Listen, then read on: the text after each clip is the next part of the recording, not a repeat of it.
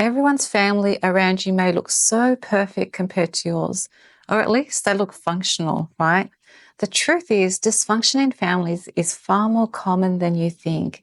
We just don't see what happens behind closed doors most of the time. And what might surprise you even more is that even the prophets, peace be upon them all, the best of humanity, had to face serious challenges with family members as well.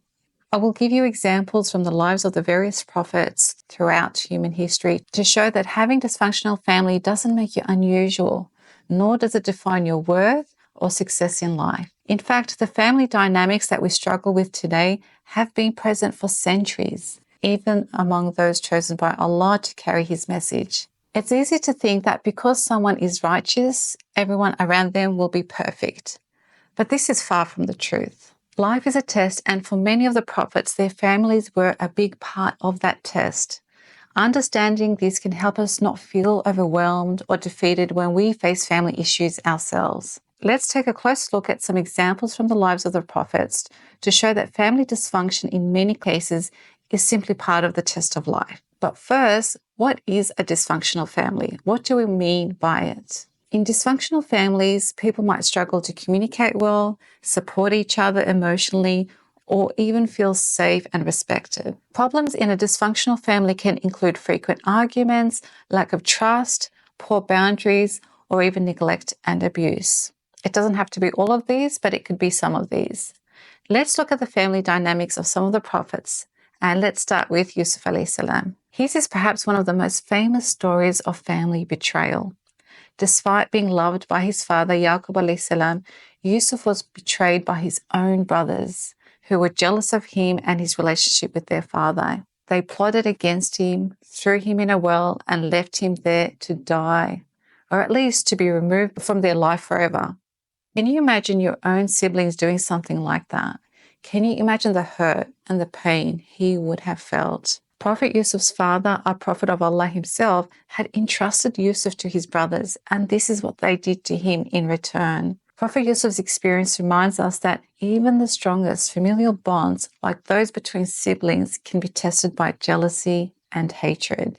And sometimes even the love of a pious father, Yaqub alayhi salam, cannot prevent the harm. Despite their actions, Yusuf forgave his brothers later in life, showing us the power of forgiveness and the importance of keeping our hearts free from hatred. Let's now turn to Nuh alayhi salam. One of the most heart-wrenching moments in the story of Nuh alayhi salam is the scene where he is pleading with his son to save himself. Nuh alayhi salam spent over 950 years calling his people to the message of Allah. But despite this, even his own son refused to listen. When the time of the flood came, Nuh alayhi salam begged his son to board the ark. He begged him to come with him and be saved.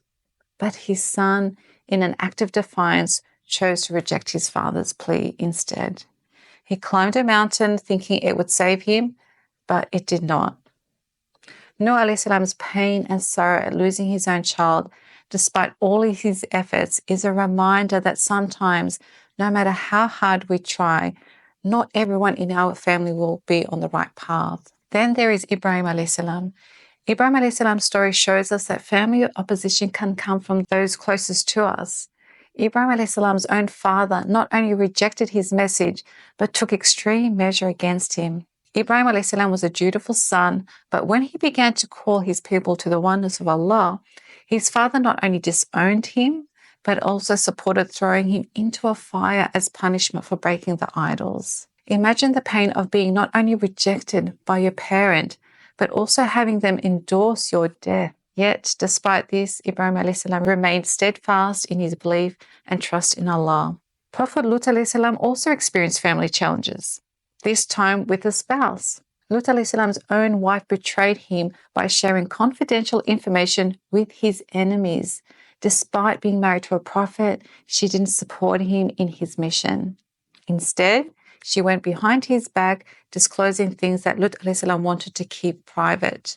This ultimately contributed to the downfall of their people. This teaches us that even within the closest relationships, such as marriage, betrayal can occur. Lut alayhi salam had to face the personal betrayal, but he remained committed to his duty, showing us that even when trust is broken in our personal lives, we must continue to fulfill our greater responsibilities. Of course, Prophet Muhammad, peace be upon him, was not without family challenges as well. His uncle Abu Lahab, which is his father's brother, was one of his biggest enemies. Now, to provide more context, the Prophet lost his father before he was born, and then he lost his mother at the age of 6. And so his grandfather and his uncles became his guardian, his protector. Uncles were seen as father figures in that culture. While the Prophet needed the protection of his family at a young age, he continued to need their support as an adult as well. This is due to the tribal culture that existed at the time, and they needed family support and protection in this way. And the sad thing about all this is that Abu Lahab arguably was the closest to the Prophet in terms of playing that fatherly figure role in the life of the Prophet before Islam. And so there was a deep relationship between Abu Lahab and the Prophet before prophethood. And so the pain caused by rejection of Abu Lahab was immense. Instead of supporting his nephew when he became a prophet, Abu Lahab opposed him at every step, at every opportunity, making the Prophet's mission harder and causing the Prophet a lot of personal hurt. When the Prophet, peace be upon him, needed the support of his family the most, his very own uncle worked against him, creating obstacle after obstacle. This is a reminder that even when we expect support from those closest to us, sometimes it doesn't come. And we must turn to Allah for strength.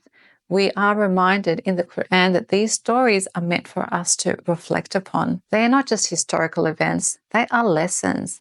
They are events we can relate to because we have similar experiences in our own lives. Maybe not all of them, but maybe a particular one of them with our siblings or parents, children or relatives. Allah shows us through the lives of the prophets that we will be tested with family. He's showing us that dysfunctional families existed even amongst prophets. Being part of a dysfunctional family is not a reflection of your piety or righteousness, just as the prophets' dysfunctional families are not a reflection of their piety and their closeness to Allah. Through the stories of the prophets, Allah is also showing us that we can overcome family difficulties by acting based on Islamic principles, while being patient, relying on Allah, and doing whatever we can to protect our faith. So it's what you do in those situations which is important. That is, how will you respond and how will you manage those situations?